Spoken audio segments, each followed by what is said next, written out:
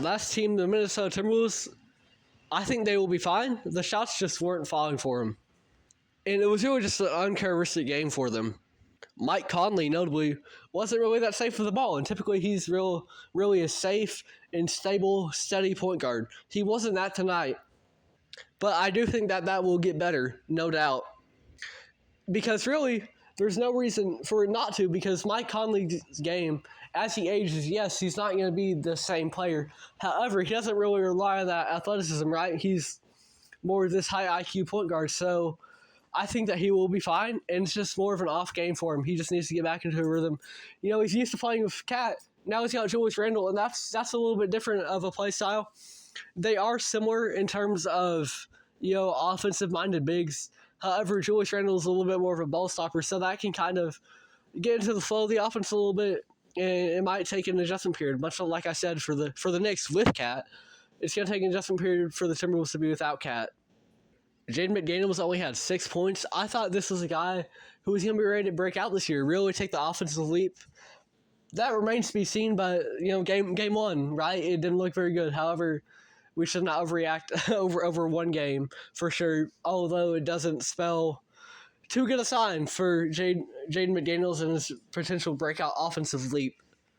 Rudy Gobert had 13 points, 14 boards. That's about what you can expect from him. The bench unit looks solid, though. Donte Divencenzo, Naz Reid, and Nickeil Alexander-Walker all scored double-digit points. And for a guy like Donte and Naz Reid, those are the offensive guys coming off the bench.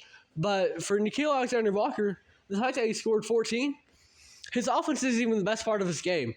He is most skilled as a defender. So that's great to see from him as well, because you can kind of expect that from Naz and Donte.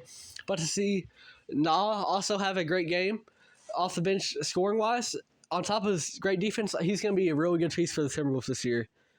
And, of course, the main man, Anthony Edwards, he had 27 points on, albeit inefficient scoring.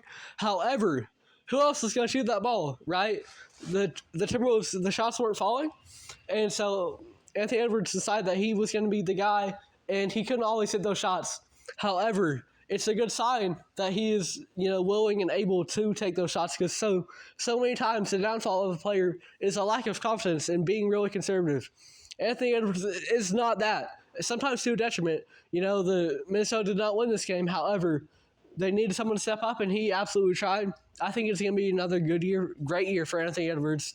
Just a bright young star in this league. And Rob Dillingham, he did not play this game, but Mike Conley has been mentoring him all preseason, and I think he has a bright future in the league.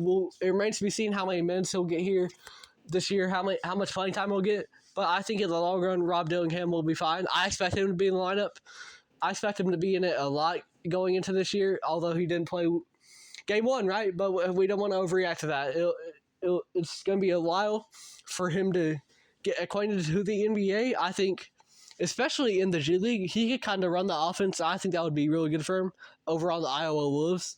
But in general, I think the Timberwolves will be fine. They just got to get their shots to fall. They got to get into a new rhythm with Julius Randle. This was an uncharacteristic game for them, and they will be better.